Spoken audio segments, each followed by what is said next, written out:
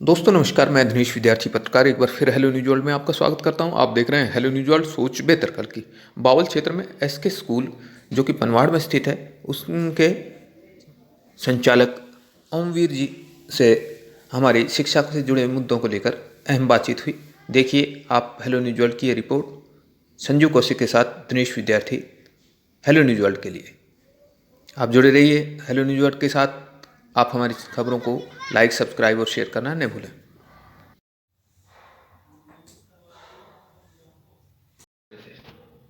मेरा नाम ओमवीर है।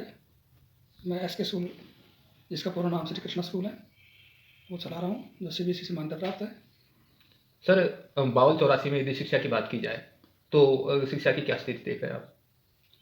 सर, बावल चौरासी में आज से 25 साल पहले इसको बैकवर्ड एरिया कहा जाता था, लेकिन जब से हमने स्कूल स्टार्ट किया और भी भाइयों ने स्टार्ट किया और आज इस मुकाम में पहुँच गए कि काफ़ी शिक्षा स्तर अपने एरिया का सुधर रहा है। आपकी शुरुआत कैसे आई एजुकेशन लाइन में? सर, मैं साइंस साइड का स्टूडेंट रहा हूँ। जैसे मैंने पढ़ाई कंप्लीट की और मैंने देखा कि यहाँ का शिक्षा बहुत डाउन में है, पेरेंट्स रुचि नहीं ले रहे हैं, तो बच्चे कब लेंगे। तो मेरा दिमाग डाइवर्ट कर गया कि मैं बीएड करने के बजाय एक अच्छी संस्था चलाऊँ अपने इलाके में और शिक्षा में बढ़ूँ। उसका रिजल्ट हमें काफ़ी अच्छा मिल रहा है। स्कूल एक संचालन करना और निजी स्कूल संचालन करना एक बहुत बड़ी पूंजी की ज़रूरत होती है। आपने कहाँ से शुरुआत की, कैसे शुरुआत की आज इस स्कूल को, इस संस्था को स्थापित करने के लिए? सर, मैंने आज 22-23 साल पहले लगभग एक 80 रुपये के नाम मात्र से स्कूल चलाया था। जैसे मैंने पम्पलेट बनवाए थे। पहले स्कूल हवेली में चलते थे, तो मैंने टारगेट बनाया कि हर साल एक क्लास बैठाएँ, धीरे धीरे आगे ले जाएँ। 6-7 साल मैंने हवेली में चलाया, फिर आगे क्लास 6 आ गई। फिर मैंने जहाँ बैठे स्कूल में मैंने एक कमरा बनाया, धीरे धीरे एक कमरा बनाया और धीरे धीरे धीरे बच्चों के पैसे से ही मैंने आज ये मुकाम हासिल कर लिया है कि शिक्षा के साथ खेल का भी एक संबंध होता है, तो हैं वो अपने खेलों को प्रोत्साहन दे रहे हैं। आपके स्कूल में खेलों के लिए क्या सुविधाएं उपलब्ध हैं, कैसे कार्य किया जा रहा है? आपके सामने अपना स्कूल में सारे ग्राउंड हैं। फुटबॉल का ग्राउंड है, खो खो का भी है, हैंडबॉल का भी है, कबड्डी का भी है, कुश्ती का भी है और बास्केट का भी है। और हमने बच्चों में रुझान डाला कि खेल के पढ़ाई के साथ साथ बच्चे खेल में भी भाग लें। और हम इस मुकाम पे पहुंच गए कि जो गवर्नमेंट ने स्पोर्ट नर्सरियाँ चला रखी हैं, और हमने स्पोर्ट नर्सरी में हैंडबॉल की मान्यता मिली है, जिसमें गवर्नमेंट कोच को पेमेंट देती है, बच्चों को डाइट के रूप में 1500 से 2000 के बीच में खर्च करती है, स्कूल को भी 1 लाख रुपए इंस्ट्रूमेंट खरीदने में देती है। और आज ताज़ी की बात है कि 34 नर्सरियाँ स्टार्ट हुई थी साल, सिर्फ आज 8 नर्सरी पहुँच पाई हैं। जो बड़े नामी ग्रामीण स्कूल हैं उसमें एक भी स्कूल ऐसा नहीं है बड़े नामी ग्रामीण जिन्हें ये नर्सरी प्राप्त हुई थी लेकिन वो चला नहीं पाए, तो स्कूल को क्या चलाएंगे। सरकार ने नर्सरियाँ भी चलाई हुई हैं, वो नर्सरियाँ बंद क्यों हो गई, क्या वजह मान रहे उनके हैं? पीछे सबसे बड़ा कारण ये है कि सबसे पहला बड़ा कारण तो नेशनल प्लेयर ही मतलब कोच लगा सकते हैं जो नेशनल खेले हों। तो रेवा डिस्ट्रिक्ट में नेशनल बहुत कम मिलते हैं, अगर मिल भी जाते हैं। दूसरा बड़ा कारण ये है कि बच्चों को केयर नहीं हो पाता, क्योंकि स्कूल टाइम से पहले, स्कूल टाइम के बाद 2-2 घंटा रुकना पड़ता है। और जो मैनेजमेंट का ही हम दोषी मानेंगे, जो मैनेजमेंट इसको नहीं कर पाता। जब भी गवर्नमेंट की तरफ से नर्सरी फेल नहीं होती, मैनेजमेंट की तरफ से स्कूल की नर्सरी फेल होती है, जो एक बहुत बड़ा कारण है। एजुकेशन के नाम में एक एसके स्कूल जो है पनवाड़, उसका अपना एक अलग वजूद है, एक अपना अलग नाम है। क्या वजह है, क्या उपलब्धियां रही कि आज लोगों में आपके नाम का विश्वास है? एसके स्कूल की सबसे बड़ी उपलब्धि क्या है कि जब से मैंने स्कूल स्टार्ट किया तब से आज तक एक स्कूल ही एमबीबीएस, एक ही बच्चा एमबीबीएस श्री हरकेश कुमार डॉक्टर, जो टी क्लास से रिलेटेड हैं, बहुत ही गरीब किसान के बेटे हैं, वो इस स्कूल से पढ़ के गए। हमें बहुत अच्छा ध्यान दिया, 10वीं में 95 से ऊपर परसेंटेज लेकर वो गया था। और उसके बाद ऐसा कोई भी स्कूल नहीं हुआ जिन्होंने कोई एमबीबीएस कराया जो गवर्नमेंट कोटे से पढ़ा। दूसरा, खेल में आपको हमें बता दिया, खेल में हमारे बच्चे बहुत आगे हैं। खो खो का नाम हो, चाहे कोई भी नाम हो, हम डिस्ट्रिक्ट तक जाते हैं, बाड़ ब्लॉक को टॉप करते हैं। दूसरी, जो हिंदी एक लैंग्वेज होती है, जो हमारी मातृभाषा है, हमारी मातृभाषा हिंदी होते हुए भी बहुत कम बच्चों की पकड़ होती है, बहुत कम टीचर की पकड़ होती है। हम सिर्फ अंग्रेजी पे ध्यान देते हैं। हमने अंग्रेजी के साथ साथ हट के काम किया, किसी बच्चे का 100 नंबर दिलाए जाएँ। जो हमारे एक बच्चा मुस्कान, जिसका टीचर जो प्रिंसिपल भी है प्रीति शर्मा ने, इस मुहान को या किसी और क्षेत्र में काम कर रहे हैं, तो प्रशासन की तरफ से प्रोत्साहन कभी मिला या नहीं मिला? देखो, इस बात को मैं लेकर चलूँगा कि शिक्षा के स्तर में एक प्राइवेट स्कूल को बहुत ही गलत नज़र से देखा जाता है। आप देख रहे हो कितना अच्छा स्कूल का वातावरण है, एटमॉस्फेयर है। कभी भी किसी अधिकारी ने कोई प्रशंसा पत्र नहीं दिया कि आपके स्कूल में इतने बहुत भारी पेड़ पौधे हैं, एक अच्छा एटमॉस्फेयर है, इसको आगे बढ़ाओ। बस इसी बात को थोड़ा लेकर के दुख हो जाता है कि जब हम कुछ अच्छा करते हैं तो कोई पीठ थपथपाने वाला अफसर जरूर चाहिए, लेकिन ऐसा हमें आज तक नहीं मिला। यदि देखा जाए तो अब कोरोना काल में जो स्कूल की जितनी शिक्षण संस्थाएं थी उनकी जो आर्थिक स्थिति डगमगाई, उनमें शिक्षा को लेके जो सरकार के निर्णय हुए उससे एजुकेशन पर प्रभाव पड़ा। आप कहाँ तक मानते हैं शिक्षा पर कितना प्रभाव पड़ा, कैसे उनके जो आर्थिक ढांचा था वो प्रभावित हुआ है? देखिए, ग्रामीण क्षेत्र में एक बहुत बड़ी समस्या है कि इतने गरीब लोग हैं जो एक मोबाइल भी अपने बच्चों को प्रोवाइड नहीं कर पाते हैं। और मोबाइल अगर दे भी दिया जाता है तो पेरेंट्स अपने मजदूरी करते हैं, बाहर कंपनियों में कमाते हैं, बाहर रहते हैं, तो उस पर ध्यान नहीं देते हैं। तो इस पर बहुत ज़्यादा प्रभाव पड़ा है। मैं तो कहूँ 99% जो ग्रामीण क्षेत्र में है इससे प्रभाव पड़ा है, शिक्षा का भी पड़ा है और स्कूलों को भी आर्थिक स्थिति का सामना करना पड़ा है। एक हादसा हुआ जिसमें कुछ बच्चों को चोटें भी आई रोढ़ाई मोड़ के पास में। जो छोटे बच्चे थे, सरकार ने कहा कि पे जो 5वीं कक्षा है उससे नीचे के बच्चे हम नहीं बुलाए जाएंगे, उस स्कूल में जा रहे थे। वजह क्या मानते हैं, क्यों मतलब ऐसी स्थिति पैदा हुई स्कूल संचालकों के सामने कि उन बच्चों को बुलाया जाना पड़ा? देखिए साहब, बहुत बड़ी ये आपने जो प्रश्न पूछा बहुत अच्छा प्रश्न पूछा। इसके जो सबसे बड़ा रीज़न क्या है कि 6 से 12 स्कूल के बच्चे खोल दिए गए हैं। एक बच्चा मान लो 7th में पढ़ता है, उसी पेरेंट्स के बच्चा 3री में पढ़ता है, 4th में पढ़ता है, वो रोता है, कहता है मैं भी स्कूल में जाऊँगा। पेरेंट्स भी रोने लग जाता है, उसकी मजबूरी होती है। जब वो पेरेंट्स बच्चों को बस में लेकर बैठा देता है, जब स्कूल में प्रांगण हमारे पास आ जाते हैं, जो हम बहुत ही अच्छे तरीके से कोरोना के जो नियम है फॉलो कर रहे हैं, और वो बच्चा यहाँ पर आ जाता है, तो आप बताइए हम उसको किस मुख से वापस करेंगे? तो गवर्नमेंट ही सोचे कि ऐसा कानून बनाए, ऐसा सिस्टम बनाए जो बच्चों को रोक दे। ये मजबूरी होती है, पेरेंट्स के बच्चे छोटे आ जाते हैं और उनको बैठाना पड़ता है और समझाया जाता है। पेरेंट्स कहते हैं हमसे लिखवा लो, हम कोई भी ऐसा नहीं करेंगे, हमारे बच्चों को आ जाता है तो पढ़ा लीजिए। सर, बावल क्षेत्र में यदि एजुकेशन की हम बात की जाए तो क्या शिक्षा क्षेत्र में सुधार की आपकी संस्था की ओर से या क्षेत्र के जो शिक्षण संस्थाएं हैं उनकी ओर से प्रयास किए जा रहे हैं? देखो जी, बावल क्षेत्र में मानता हूँ कि 5-6 स्कूल ऐसे हैं, बहुत ही अच्छे स्कूल हैं और बहुत ही अच्छी मेहनत करा रहे हैं।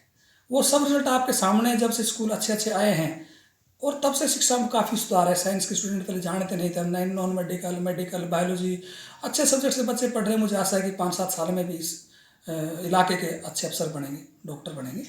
ये है। युवा जो है आज मोबाइल सबके हाथ में आ गया है, इंटरनेट भी आज सुविधाएं बढ़ी हैं, तो ऐसे ही में क्या देख रहे हैं कि युवाओं पे इंटरनेट का, सोशल मीडिया का जैसे असर आया है, तो उससे कितना ज़्यादा समाज प्रभावित होगा, कैसे अच्छाई आएगी या बुराई आएगी, क्या सोचते हैं एजुकेशन पे इसका क्या प्रभाव पड़ेगा? देखो जी, मैं इस बात का धन्यवाद करता हूँ श्री राजीव गांधी जी का, जिन्होंने ये जो आज हम देख रहे हैं, दूरसंचार देख रहे हैं, जो एक निकट संचार कर दिया, आम आदमी के हाथ में दे दिया। आम आदमी चलता फिरता पूरी दुनिया को न्यूज़ में देखता है, तो बहुत ही अच्छा है जो हम हर चीज़ से वाजिब घर बैठ के देखते हैं। और जो गलत होता है वो तो गलत रहेगा, वो तो सुधरने में टाइम लगे। गलत तो कीचड़ में तो फूल खिलता है। लेकिन मैं अपने मन से 100% बधाई दूंगा आप जैसों की पत्रकार के, मीडिया की, जो आप इस तरह से बातों को, एक घर में जेब मोबाइल होता है वो न्यूज़ देख रहा है, रात को 12 बजे उठ के देख सकता है, 1 बजे देख सकता है, तो अच्छी चीज़ है। मैं तो अच्छी चीज़ बताऊँ। मातृभाषा हिंदी है और हिंदी है, वतन है, हिंदुस्तान हमारा, सभी कहते हैं, मगर सरकारी तंत्र को देखा जाए तो अंग्रेजी लोक भाषा में भी आ गई और बोलचाल की भाषा में भी आ गई। हिंदी पिछड़ती जा रही है। हम देखते हैं, जीवन व्यवहार में देखते हैं तो हिंदी को कम महत्व दिया जाता है। यदि इस भाषा को लेकर देखा जाए तो शिक्षा में क्या स्थिति है, आपके स्कूल की ओर से क्या प्रयास किए जा रहे हैं हिंदी को बढ़ावा देने के लिए? देखिए, मैं आपको पहले बता चुका हूँ कि हिंदी जो मातृभाषा है, अपनी जो भाषा है उससे प्रेम करना चाहिए, फिर उसके बाद दूसरी भाषा से प्रेम करना चाहिए। जब हम स्कूल स्टार्ट किया तो एक बहुत बड़ी बात लगी कि हर पेरेंट्स, हर आदमी ये कहता था कि इंग्लिश को बढ़ावा दीजिए, हिंदी को बात नहीं करता था। हमने बहुत प्रयत्न किया कि हिंदी में किसी बच्चे को टॉप ले जाए, बोर्ड में 100 ले जाए। हमने अथक प्रयत्न किया, हमारे जो स्कूल के टीचर हैं, प्रिंसिपल, अथक प्रयत्न किया और हमें मुकाम पहुँचेगी। मुस्कान एक लड़की ने जो क्लास 10th की थी CBSE बोर्ड में, उसको 100 नंबर दिलाए हैं पिछले साल। ये आपके सामने उसका प्रशंसा पत्र जो हिंदी भाषा मंच पे एक सेक्टर नागरिक को सम्मानित किया, बच्चों किया, टीचर किया। तो आपका प्रश्न को उत्तर हाजिर है कि हमने हिंदी में 100 में 100 नंबर देकर दिलाए। यदि उपलब्धियों की बात की जाए तो आपके जो छात्र हैं, जो युवा इस स्कूल से निकल के गए समाज की सेवा के लिए, तो जैसे पुलिस है या सेना है या स्वास्थ्य है या सरकारी सेवाएं जो हैं, उनमें कहाँ कहाँ अपनी उपलब्धि दर्ज की है? देखो जी, 3 सेना है, तीन सेना में हमारे जो स्टूडेंट हैं वो सारे कार्यरत हैं, अच्छे पद पे भी हैं। लेकिन सबसे बड़े पद का जो बात किया जाता है कि जैसे कि एमबीबीएस डॉक्टर बनाना इलाके में, एक और भी किसान का बेटा जो नाम न जाने एमबीबीएस क्या होता है, उसका जो स्टूडेंट था, बच्चा था, नर्सरी से 10th हमारे पास किया। हमने उसको गाइड किया, पेरेंट्स को गाइड किया और उसका निट में बैठाया और गवर्नमेंट कोटे से उसका नंबर आया, रोहतक उन्होंने एमबीबीएस की है और गवर्नमेंट कोटे से की है। एक तो ये उपलब्धि है। दूसरी उपलब्धि है कि सेना की, देखो जो बड़ी पोस्ट जिसको कमांडेंट बोलते हैं, तो वीरेंद्र सिंह हीरालाल एक्स सरपंच का लड़का पनवाड़ से रिलेट करता है, वो भी 2 साल पहले डायरेक्ट एसिड कमांडर के पद पर उसकी ज्वाइनिंग हुई है और शिक्षा के स्तर में एस के स्कूल ने काफ़ी उपलब्धि कर रखी। वो देश के गांव के जवान आपको बता देंगे। यदि गांव पनवाड़ की बात की जाए तो गांव पनवाड़ में एक स्कूल है जिसके सामने पंचायत जमीन पे अवैध कब्जे हैं, उसको लेके भी ग्रामीणों ने अपना विरोध दर्ज किया था। क्या स्थिति है? आप भी, आपके पिताजी जो हैं वो नंबरदार हैं, आप क्या देख रहे हैं? वहाँ स्थिति जो सामान्य हो गई है या पंचायत ने अपनी भूमिका निभाई, या मौजूदा स्थिति जो कि वैसी की वैसी है? देखो जी, पंचायत ने मदद की, सरकार ने मदद की, अधिकारी ने मदद की और कब्जा हटा भी दिया और नापातोली भी हो गई। लेकिन बड़े दुख की बात ये होती है, जब तक उसको 4 दीवारी ग्रांट ना आए या 4 दीवार ना लगा दी जाए, तो एक आम आदमी की धारणा होती है वो जगह खाली है तो यहाँ पर कुछ डाल दें, कूड़ा डाल दें या अपने कुछ भी कर दें। तो मैं तो आपके माध्यम से ये सरकार या अधिकारी के कानों में बात देना चाहता हूँ कि अगर सरकार पंचायत की हालत खस्ती है तो एक ग्रांट के रूप में पैसे दे करके उसे 4 दीवार लगाई जा सके, ताकि वहाँ के बच्चे भी खेल सकें, कूद सकें और एक अच्छी तरह से रह सकें पर्यावरण में। ये पहले भी दिया था मंत्री ने गांव पनवाड़ के लिए कुछ विकास राशि भी दी गई, जैसा कि ग्रामीणों ने बताया, मगर वो ग्रामीणों की जो राशि जो मिलनी थी, जो उनका हक था, वो आज तक नहीं मिला। क्या चाहते हैं? देखो जी, मंत्री साहब गांव में आए थे, उनको बहुत अच्छी तरह से स्वागत किया गया था। मंत्री साहब ने मेरे ख्याल से 16-17 लाख की ग्रांट बोली थी सबके सामने। एक ग्रांट, एक किसी गली की वो उद्घाटन करने के लिए आए थे। तो असामाजिक तत्व कुछ होते हैं जिनको रात में उसने दीवार को गिरा दी, जो उसका नाम मंत्री साहब का लगा हुआ था, जिसको बोर्ड बोलते हैं। जब मंत्री साहब से गांव के सरपंच गांव के वहाँ गए कि मंत्री साहब जो आपने ग्रांट बोली थी हमारे अकाउंट में भेज दीजिए, गाँव का विकास करें, तो मंत्री साहब ने एक जवाब दिया, बताया, ऐसा लोग कहते हैं, सरपंच कहते हैं। मंत्री ने कहा, बताया कि देखो जी मैं ग्रांट नहीं दूंगा क्योंकि आपके गांव में मैं गया था तो जो मेरे नाम का जो बोर्ड था वो बोर्ड को तोड़ दिया गया। तो बड़े दुख की बात है कि मंत्री के मतलब मुँह से ये बातें शोभा नहीं देती हैं। जिसने गलती की उसको सजा दी, उसको पकड़ी। लेकिन एक असामाजिक तत्वों की वजह से पूरा गांव 17-18 लाख की जो ग्रांट बोली थी वो ना दिया जाए तो अच्छी बात नहीं है। मतलब ये आप ये मानते हैं कि उससे ग्राम विकास पे भी प्रभाव पड़ा है? एजुकेशन की जो संस्था, जो पंचायत जमीन थी, उसमें जो बच्चों के लिए खेलों का जो मैदान था, उस पर जो है वो सही ढंग से प्रॉपर नहीं हो सका। वो पैसे वहीं लगने थे, कुछ स्कूल में लगने थे, वो गाँव गलियों में लगने थे और वो एक बहुत अच्छा मैसेज आता, लेकिन उससे सारा काम रुक गया। खाली जगह में आपको डाल दूँ, वो तो एक आम चीज़ होती है। लेकिन ये चीज़ रोकने के लिए सबसे पहले तो 4 दीवारी लगाई जाएगी, जब भी बच्चे अच्छी तरह पढ़ सकें, खेल सकें, कूद सकें।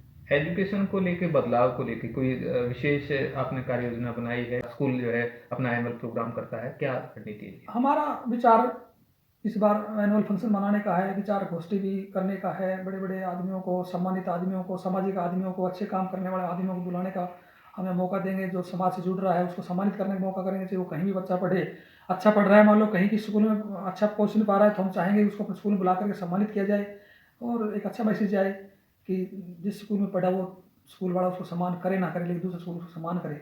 एक अच्छा मैसेज है, इस बात को लेकर हम सोच रहे हैं कि इसमें भी हम विचार गोष्ठी करके और एक सम्मान योग एक एनुअल फंक्शन किया जाएगा। आज की नई जनरेशन को मैं संदेश देना चाहूँगा कि एक अपनी हैबिट जो है वो अच्छे काम में लगाए, सुबह शाम तक अच्छा सोचे, अच्छा रहे, अच्छी संगति में रहे, गलत बात ना करे। अपनी जनरेशन की जो औलाद है इसको मैं एक बहुत बड़ा ATM समझता हूँ, एक बहुत बड़ा धन समझता हूँ। जिसका एक बच्चा 3 साल का है, 4 साल का है, उसके पेरेंट्स को सोचना चाहिए कि जो नशा में ये पैसे खर्च करते हैं, इनको हम डिपॉजिट करके एक अपने बच्चे को एक बहुत बड़ा आईएएस अफसर बनाएं और समाज में सेवा का मौका दें। उससे हमारा भी मान सम्मान पेरेंट्स का बनेगा और बच्चे का और देश का बनेगा। इसमें समाज में जो स्थिति है सरकारी शिक्षण संस्थानों की, क्या सोचते हैं आप उस बारे में?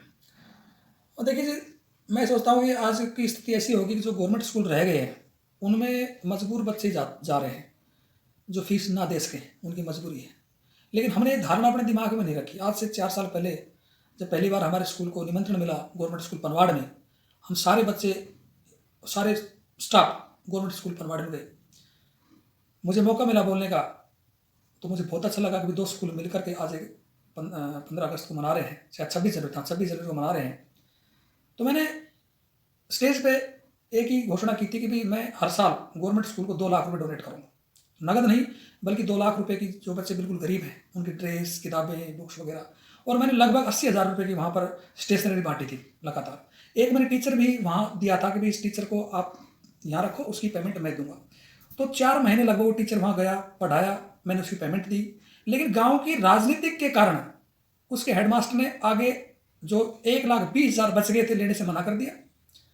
उस टीचर का भी मना कर दिया कि भाई टीचर यहाँ अलाउड नहीं है। मैंने अपना टीचर यहाँ बुला लिया। अब 1,20,000 जो बच गए, जो कहते हैं ना शिक्षा में दान देना चाहिए, मैंने मजबूरी में किशनपुर नाग मंदिर में 1,20,000 जो है बोला हुआ धर्म का खाता था, जो बच्चों में मैं जान डालना चाहता था, लेकिन किसी कारणवश लेने से मना कर दिया। बहुत बड़ी दुख की बात है। मैं कहता हूँ बात को आगे पहुँचाया जाए, कैसे इंसान को कैसे गला घोट के रखा जाता है। अब 1,20,000 इस स्कूल ने लेने से मना कर दिया, तो मैंने 1,20,000 किशनपुर नाग मंदिर जो है शिव जी का, मैंने वहाँ डोनेट किए थे। तो हम चाहते थे कि भाई ये स्कूल भी एक ऐसा चले जैसा कि प्राइवेट स्कूल चलता है, अच्छे बच्चे लगे, अच्छा एटमोस्फेयर हो, अच्छा पढ़ाई हो। तो हम तो डोनेट ही कर सकते हैं जितना मिलता है, लेकिन डोनेट करने से इनकार कर दिया। ये बड़े दुख की बात है। मैंने गोद लिया था, अखबार भी आया था के माध्यम से, चाहे पूरे ऑल इंडिया में जो जितने भी प्रधानमंत्री मेरी बात पहुँचे। एक कोरोना का एक जो हवा बढ़ाया था, अब बहुत ही भयानक कोरोना रोग है, ये कोरोना बिल्कुल नहीं है। मेरा अपना सुझाव है, अगर वो साबित कर दे ये कोरोना है तो मैं मान जाऊँगा। ये बिल्कुल डर रहा था, हवा था, इसका रिजल्ट आगे आएगा। आपकी बात बिल्कुल, आपसे मैं सहमत हूँ, लेकिन ये बात बिल्कुल स्पष्ट कहता हूँ, कोरोना नाम की कुछ चीज़ नहीं है। ये बात बिल्कुल फैक्ट है, और इससे समाज का बच्चा ज़्यादा खराब हो गया, देश का भविष्य खराब हो गया, और ये आगे कैसे सुधरेगा तो गवर्नमेंट ही सोच सकती है। आप देख रहे हैं हेलो न्यूज़ वर्ल्ड, सोच बेहतर कल की। आप हमारे चैनल को लाइक, सब्सक्राइब और शेयर करना न भूलें।